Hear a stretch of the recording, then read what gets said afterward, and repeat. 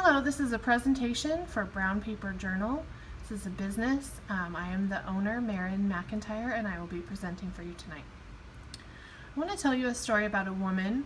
This is a story that you may find some commonalities with your own lives, and I would like you to consider that as you listen. This woman she was a young woman. She was just 21, and she had a lot of ambitions. She had traveled quite a bit. She had gotten jobs in different states and moved around. In the short time of her adult life, she had crammed a lot in and had the hopes of doing so many more things. Was very happy and very optimistic and very positive. One of the things that this woman wanted to do more than any of her goals was to be a wife and a mother. And while she wasn't planning for that to happen so young, she did get married when she was 22. And what happened with this woman was that as she became a wife and as she became a mother, she wanted to do it just right. She put so much of her energy into that oftentimes she would feel her own well running dry. This is a situation that is very common for women, and I feel like I see a lot of women struggling with this situation where they'll overly give to the point where they are in a place of neglect themselves.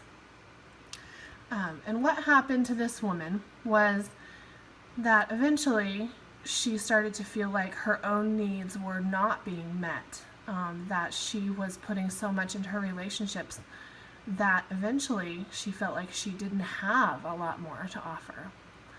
And through that process, it's a very painful lesson to learn, but it's a lesson that a lot of women learn.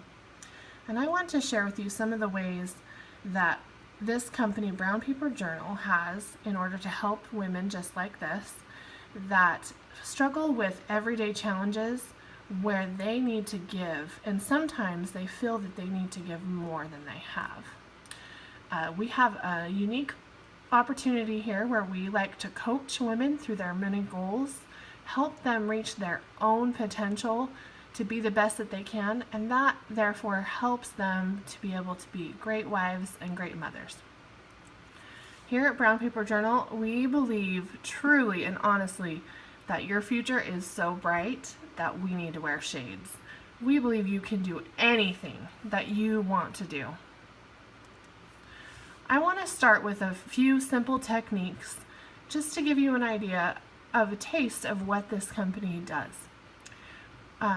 What you would want to start doing is to write down some of the goals and priorities in your life.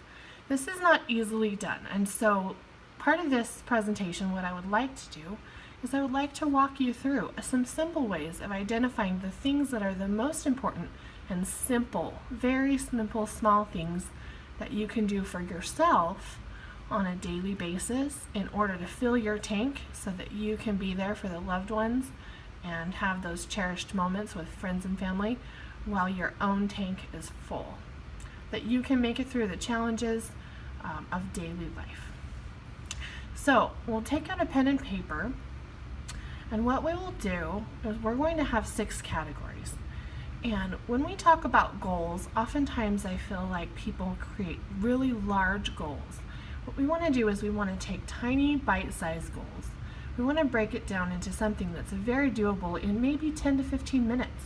Something that you can squeeze in the cracks of your day, of your busy schedule, but still feel like it's doable and like you have accomplished something very valuable to you.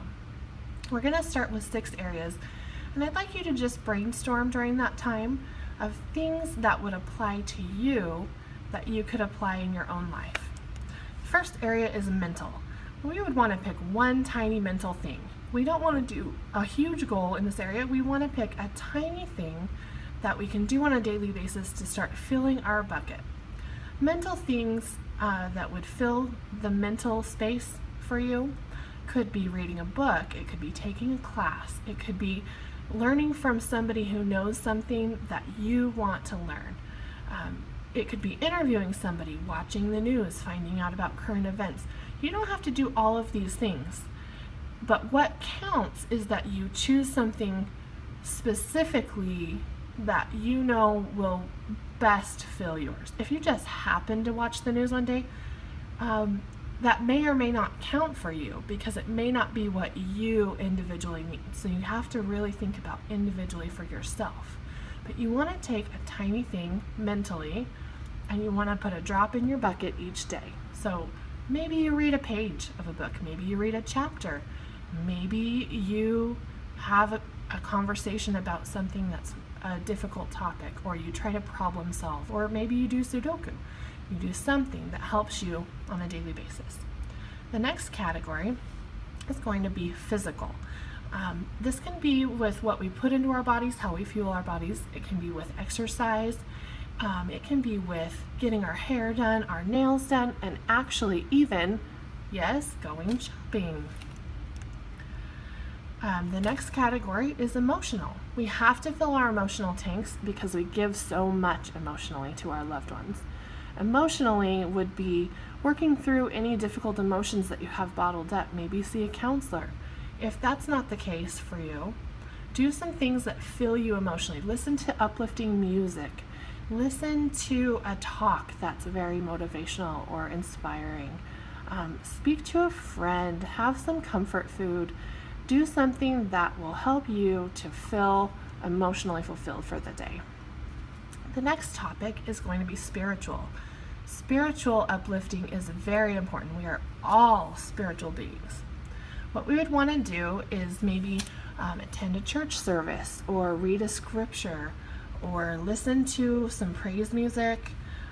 There are so many things we can do spiritually. We can meditate and try to find peace and quiet in our emotional, where we can process our emotions for the day. Writing in a journal is a great way to do this, and that's one of the main ways that we advocate for at Brown Paper Journal. It's why our company is called that, because we believe that processing through your emotions and your spiritual side through journal writing is a great way to gain the most from those moments.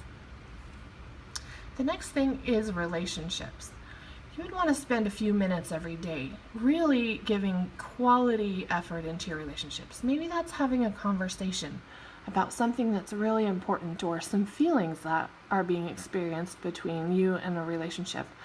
This is a relationship between you and a child, you and a friend, you and a spouse, a neighbor, a coworker. It can be anybody, but you would want to focus the most on the important relationships you need to build at that time. And the last one is financial. Financial is oftentimes a difficult one, but it's very important because a lot of the other things in life feed from it. Making financial decisions smart will lead to a lot of success in other areas. So I encourage you to break this one down. What is a bite-sized thing you can do today? Can you learn a little bit about budgeting? Can you